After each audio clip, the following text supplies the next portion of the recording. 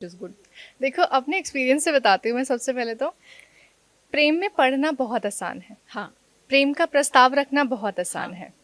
उससे ज़्यादा आसान है उसको एक्सेप्ट करना। हम्म, लाइक प्रपोजल एंड एक्सेप्टेंस बहुत इजी चीज़ होती है, लेकिन उसको निभाना, जो प्रोमिस किए हैं, जो कमिटमेंट्स किए हैं, उनको निभाना वो मुश्किल काम होता है। और शादी एग्जैक्टली। कोई भी हो, लव हो चाहे अरेंज हो, वो बाद में शादी ही बचती है, वो शादी ही रहती है।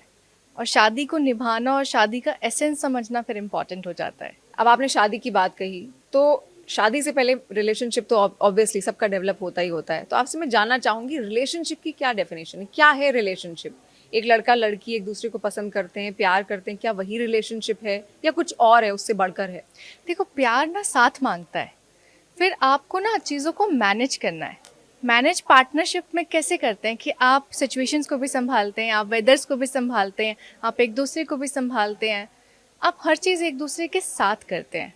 तो रिलेशनशिप इज़ अ पार्टनरशिप जहाँ पे आप दोनों को मिलके करना है। And if you feel the partner is right, और आप इसके साथ चाहे समय कितना भी मुश्किल हो, परिस्थिति कैसे भी हो, मैं अगर इसके साथ मैं गुजार लूँगा और इसके साथ मैं बस निभा लूँगा, तो रिलेशनशिप में आना सही होता है। और वही रिलेशनशिप आई थिंक वो आगे वर्क करती है और वो फिर शादी तक पहुंचती है। क्योंकि जो रियल रिलेशनशिप्स होती है, they don't celebrate Valentine's, exactly. They got married directly. यानी एक दूसरे को समझना जानना बहुत ज्यादा बहुत जरूरी ज़रूरी। है। और कब वो स्टेज आती है कि हमें लगता है कि हम एक दूसरे को समझ चुके हैं? क्योंकि कई बार ऐसा भी होता है, हड़बड़ी में लोग होते हैं, और कई बार बॉडी अट्रैक्शन ज्यादा होता है, love is less and bodily attraction is more. तो वो सिचुएशन हम कब समझें कि सामने वाले के साथ हमारा रिलेशनशिप डेवलप हो सकता है या फिर नहीं? देखो, प्यारी बातें करना आसान है, हाँ एग्जैक्टली लेकिन ज़रूरी नहीं है। हाँ। बातें करना ज़रूरी है। अपने रिलेशनशिप में वो बातें करो जो आप फील करते हो। अपने आप को तो जानते हो ना कि मन में क्या चल रहा है, क्या पसंद हाँ। है, क्या नहीं पसंद है, क्या चाहते हो, क्या नहीं चाहते हो, ओपिनियंस क्या है। डिफरेंस ऑफ ओपिनियंस हो सकते हैं, डिफरेंस ऑफ इंटरेस्ट हो सकते हैं, डिफरेंस ऑफ गोल्स हो ऑब्वियसली सकते दो हैं। अलग अलग इंसान है, तो एग्जैक्टली वो होगा ही होगा। लेकिन अगर आप उस डिफरेंस को रिस्पेक्ट करके आगे मूव ऑन कर सकते हो, कैरी फॉरवर्ड कर सकते हो, देन वो इंसान फिर सही होता है। And if you can not celebrate the differences, then you can not have the relationship. Okay. Lovely, ऐसा भी बहुत बार देखा जाता है कि आपकी रिलेशनशिप तब तक चल रही है जब तक आप साथ नहीं रह रहे हो। ऐसा होता है ना कि कोई कपड़ा अगर शोरूम में लगा है तो हमारी इच्छा होती है अब हमें वो चाहिए चाहिए, जब वो मिल जाता है, जब हमारी अलमारी में वो आ जाता है, तो हमें लगता है अब इसका यूज़ कम ही है, हम बहुत कम ही इसको पहनते हैं। तो ऐसा ही रिलेशनशिप में भी होता है। यार, इंसान की ना फितरत होती है कि मिले तो सब्र नहीं, हाँ और मिल जाए तो कदर नहीं। हाँ। हम हमेशा चीज़ों की चाहत तभी तक रखते हैं ना जब तक वो हमारे हाथ में नहीं आ जाती है। हाँ आज आपको अगर कोई फ़ोन, कोई गाड़ी, कोई कपड़ा पसंद होगा ना, वो सिर्फ पसंद तब तक होगा जब तक आप उसको आपके खरीद ना पास लो। नहीं है जब तक वो। हाँ जैसे ही वो आपके पास आ जाता है, फ़ोन 6 महीने में पुराना हो जाएगा, गाड़ी 6 महीने में पुरानी हो जाएगी, कपड़े 6 बार यूज़ करने के बाद आपको पुराने लग जाएंगे। तो वो सिर्फ पसंद है, वो सिर्फ अटैचमेंट है, अफेक्शन है, और is it really love? You have to think. ये कैसे समझे कि वो सच में अटैचमेंट है, हमारा अट्रैक्शन नहीं है, प्यार ही है आपस में? कैसे समझा जाएगा उसको? यार देखो, प्यार जो होता है ना, प्यार व्यक्ति से नहीं होता, प्यार व्यक्तित्व से होता है। हाँ इंसान के नेचर से, इंसान के बिहेवियर से होता है। प्यार ना आपको चुप्पी में भी समझता है, आपके शब्दों में भी समझता है। जब आप थक हार के ज़िंदगी में आके बैठते हो ना, तब वो आपको संभालता है। जब आप पूरी दुनिया से लड़ के अपने आप से लड़ रहे होते हो, तो तब आपके वो साथ आके खड़ा आपके रहता है। साथ बैठता है। प्यार आपको अपने सबसे बिजी टाइम में भी आके अपना टाइम देता है। प्यार आपको समझता है जब आप कुछ नहीं कह पा रहे हो। प्यार बहुत गहरा और बहुत आसान दोनों ही है। बस आपको सीरत से होना चाहिए, सूरत से नहीं, क्योंकि सूरत चली जाएगी, सीरत रुकती है। बहुत खूबसूरत बातें की आपने रिलेशनशिप को लेकर, इतने अच्छे से उसको आपने डिफाइन किया। तो ऐसा रिलेशनशिप में क्यों होता है कि जब तक आपके साथ आपका पार्टनर नहीं आ पा रहा है तभी तक आप मेहनत कर रहे हैं, तभी तक आप उसको अट्रैक्ट करने की कोशिश कर रहे हैं, चाहे मेल हो या फीमेल, उसके बाद सब कुछ नॉर्मल होने लगता है। लेकिन कई रिलेशनशिप ऐसी भी देखी जाती है कि डिस्टेंस रिलेशनशिप भी है, Yes. लंबा वक्त बीत चुका है, लेकिन प्यार जिंदा है। एफर्ट्स है ना उसमें। आप एक दूसरे के साथ रहने की और साथ बनाए रखने के लिए बार बार कोशिश कर रहे हो, एक दूसरे को बता रहे हो आपकी ज़िंदगी में क्या चल रहा है।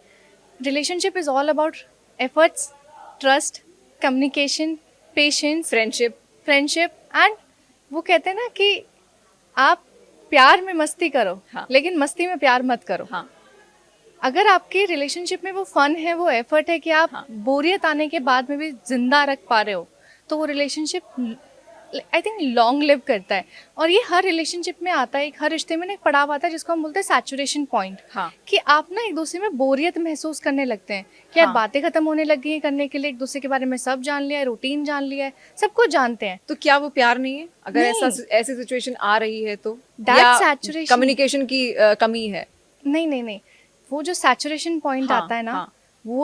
वो पल होता है जहां आपको ये समझना पड़ेगा कि अब हमारा प्यार जो है ना वो मैच्योर हो चुका है। Okay. अब हमको खुद को ग्रो करना है। Okay. Now is the time कि हम एक दूसरे को समझ चुके हैं। Exactly. अब यहाँ से एक साथ ग्रो करना शुरू बिल्कुल करना है। इंडिविजुअल ग्रोथ का टाइम है। जिस प्यार को बनाने के लिए, निभाने के लिए, जोड़ने के लिए हाँ। आपने सब कुछ छोड़ा था, परिवार, करियर, हाँ, दोस्त, हाँ। अब प्यार बन चुका है। हाँ। उनके पास वापस जाओ, अब उनको संभालो। साथ रहने की अब जरूरत Yes. है मजबूती के साथ। बिल्कुल। लिव इन रिलेशनशिप का ट्रेंड बहुत ज्यादा इस टाइम चल रहा है लवली, तो लिव इन रिलेशनशिप में भी ऐसे बहुत सारे केसेस देखे गए हैं कि साथ तो रहने लगते हैं लोग, प्यार भी बनने लगता है। आपने कहा ना सैचुरेशन पॉइंट को शायद वो समझ नहीं पाते हैं। Yes. एक दूसरे की भावनाओं को समझ चुके हैं, एक दूसरे को बहुत अच्छे से समझ चुके हैं, लेकिन फिर एक टाइम उनकी लाइफ में ऐसा आता है जब मेल हो फीमेल हो, कोई लड़का हो कोई लड़की हो, बोर होने लगते हैं एक दूसरे से, फिर अलग होने की नौबत तक आ जाती है। लिव इन में भी ख्वाहिशें पूरी नहीं होती ना। इंसान हमेशा अपनी ख्वाहिशों के लिए और अपने मतलब के लिए लोगों से जुड़ा हुआ आता है। जैसे ही उनको लगता है कि यार ये चीज़ें होने लग गई हैं, हाँ। ये अब मुझे वो नयापन नहीं मिल रहा है, वो फिर वो दूसरे इंसान की तलाश में जाते हैं। देन एक ऑप्शन स्टैंड बाय पे रहता हाँ। है। जब तक इंसान की एक्सपेक्टेशंस रिलेशनशिप में बहुत ज़्यादा होंगी ना, when you are not a giver and you are just extracting things from the relationship, वो रिलेशनशिप कभी ना कभी आके सैचुरेट होगा। फिर वो एक के साथ नहीं होगा, वो सबके साथ होगा। यानी बैलेंस रखना है। अगर आपने दिया तो आपको लेना भी है, अगर आपने लिया तो आपको देना भी पड़ेगा। प्यार समर्पण मांगता है। हाँ। आपको सब कुछ ही देना पड़ेगा। अगर वो आपको कुछ नहीं दे पा रहा है ना वक्त दे पा रहा है, ना प्यार दे पा रहा है, ना केयर दे पा रहा है, आपको फिर भी वहाँ रुकना पड़ेगा। लेकिन तभी तक रुकना है, तभी तक झुकना है जब तक आपकी रीढ़ की हड्डी में दर्द ना हो। जिस दिन लगे कि यार अब दर्द हो रहा है, अब मैं नहीं सह सकता हूँ, अब बात सेल्फ रिस्पेक्ट की आ गई है, अब मेरी इंडिविजुअलिटी खत्म हो रही है, अब मैं खो गया हूँ, मैं ही नहीं बचा हूँ, तब उठ जाओ, खड़े हो जाओ। तो इस सैचुरेशन पॉइंट तक लोग आते आते इतना ज्यादा क्यों थक जाते हैं? क्यों इतनी उम्मीदें वो तोड़ देते हैं? क्योंकि आपने उस प्यार को पाने के लिए बहुत मेहनत की, लेकिन ब्रेकअप्स भी बहुत ज्यादा बहुत जल्दी आजकल होने लगे हैं। और आपने कहा ना स्टैंड बाय में एक बंदा हमेशा रहता है या एक बंदी हमेशा रहती है, और हम सोचते हैं कि सामने वाले के साथ अगर बात नहीं बनी तो हम दूसरे के साथ चले जाएंगे। ये मेंटालिटी आखिर आ क्यों रही है? उस रीढ़ की हड्डी टूटने तक वहां तक खड़े क्यों नहीं रह पा रहे हैं? हमने ना प्यार को